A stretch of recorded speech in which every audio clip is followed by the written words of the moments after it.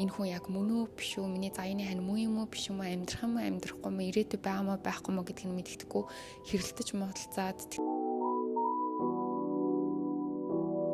гэсэн мөртлөө хамт байгаа л байдаг. Тэрхүү харилцаанд энэ red flag-уудын хідэн танд байгаа вэ гэдгийг бодоод үзээрэй. Тэгэхээр хамгийн ихнээс нь хүргэе. Нэгт нь болохоор ингээд болцоонд урчаад болцооныхоо мөнгийг хувааж төлдөг хүн. Өөрөөр хэлэх юм бол би нэг асуулт асууж үзсэн юм л та, сториноосоо зөндөө олон хүмүүс хариулсан. Тэрэн дээр өрсөн хүн нь их хвчлэн өөрөө төлөх хэрэгтэй гэж монголчууд маань боддог юм байна лээ. Тэгээ би судлаад үзсэн чинь хэрвээ тэр хүн өөрөө урьчаад за 50-50-аар ингээд хувлаад хуваагаад төлөё гэж хэлж байгаа бол тэр хүн яг үнэндээ чамайг хангалттай гэж сонирхгүй штэ гэдэг утга санааг агуулж байгаа маань. Яагаад гэвэл эрэгтэй хүн үнэхэрийн сонирхож байгаа зүйлдээ түүнийхээ төлөө хичээл зүтгэл гаргадаг, золиос гаргадаг, мөн дээрээс нь түүндээ ямарваа нэгэн зүйл зарцуулдаг тийм үү. Тэгтэл хангалттай сонирхгүй байгаа учраас за чи надад төлчих. Өөрөө урьчаад аль эсвэл те өөрөө урьчаад за чи талыг хуваачих юм уу гэдэг ч юм уу. Тэгэхээр энэ бол чи яг үүндээ тэр хүний хувьд хангалттай одоо ингэж дээгүр үнэлэгдэж байгаа хүн биш байна гэдэг мэдрэмжийг төрүүлж байгаа. Мөн дээрээс нь нөгөө талаас нь авч үзэхэд өөрийн гаргасан шийдвэрийнхаа хариуцлагыг 50-50 хувилж байна л гэсэн үг.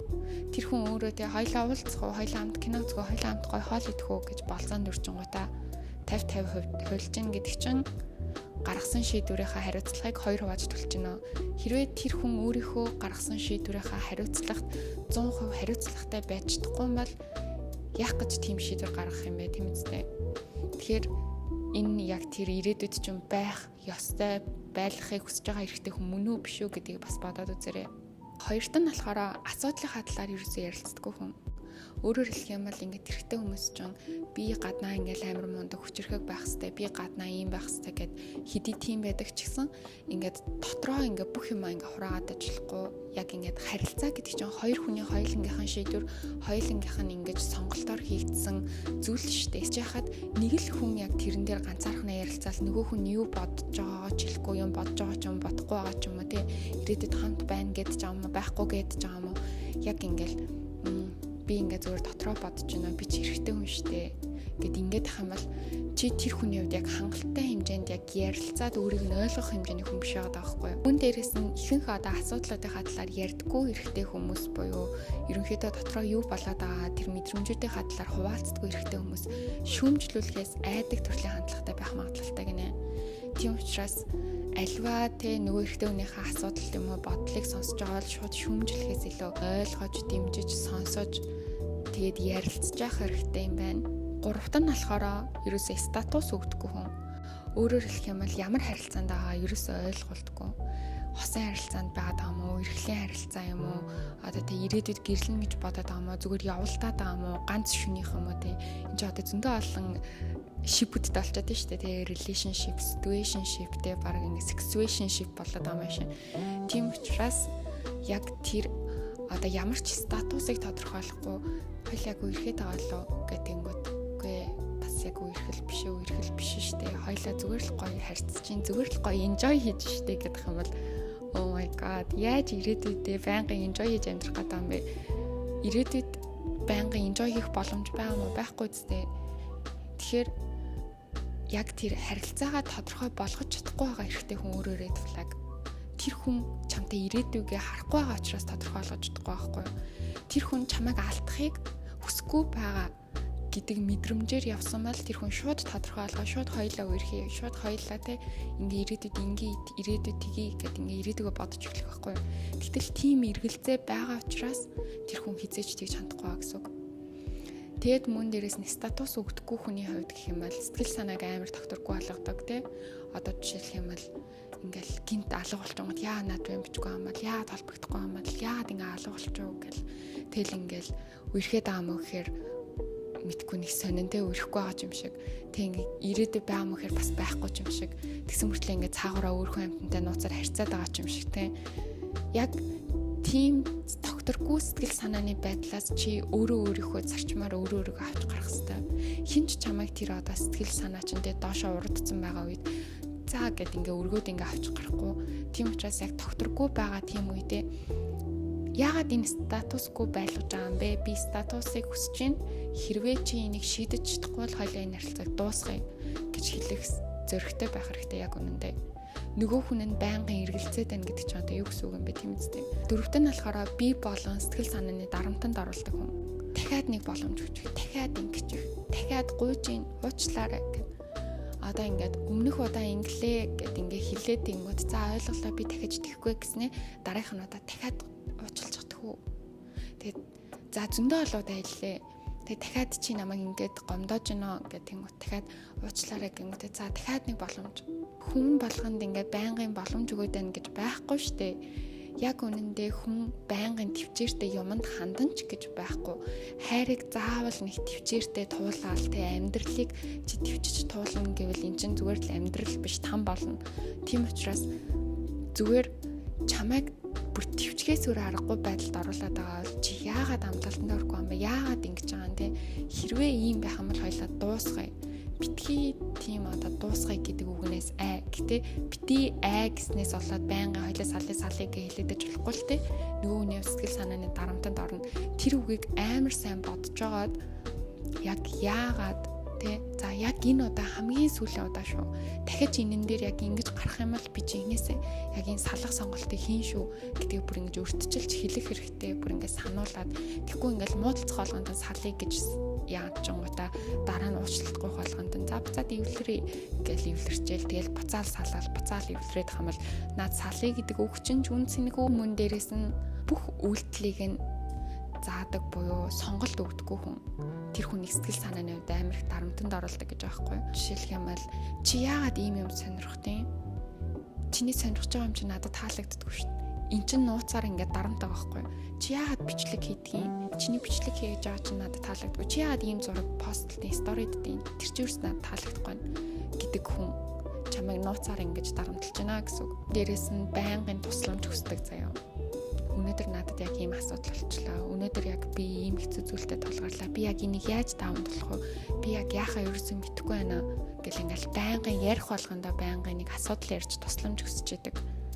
Тийм хүн байх юм бол насан туршдаа чамаас тусламж хүсэж амьдрах юм а. Чи насан туршдаа тэр хүний асуудлыг хэрхэн шийдвэрлэх вэ гэдэгт тархиа зарцуулна гэж боддоо.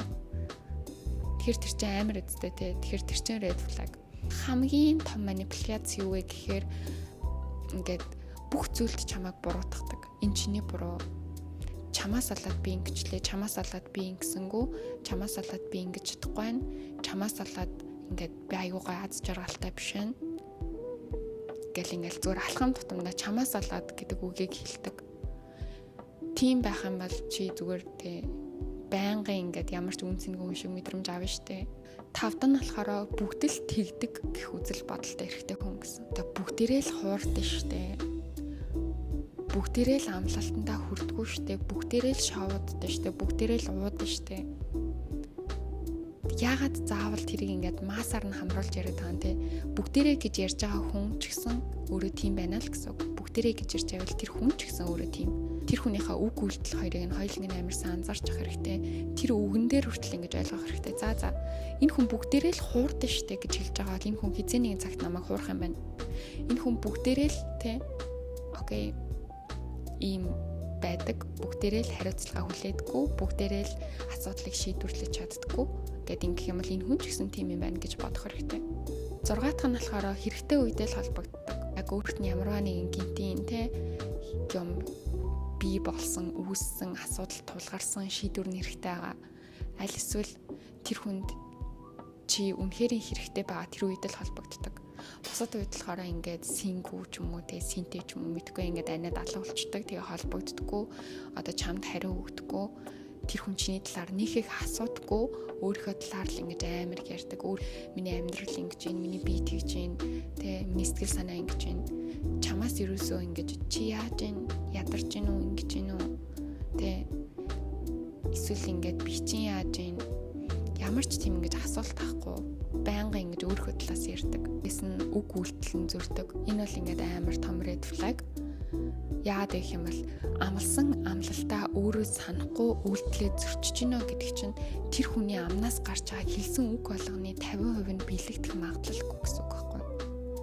Гэтэл чи биелэгдэх магадлалгүй 50% үгэнд итгээд яах юм? Чиний ирээдүй яаж харагдах юм? Харагдахгүй зү. чи тэр хүнд яаж ирээдүг итгэж амьдрах гэдэг. За надад амлсан амлалтынхаа 50% нь биелэн. Тэгэхээр тэр нь биелэх юм болоо, биелэхгүй юм болоо гэл ингээл бодоод ах чи амар хэцүү шүү дээ. Тийм учраас үг үйлдэлийг нь амар сайн анзаарч явах хэрэгтэй. Тэр хүн үг нь зурж ийн, үйлдэл нь зурж ийн. Хэрвээ зурж байгаа бол окей.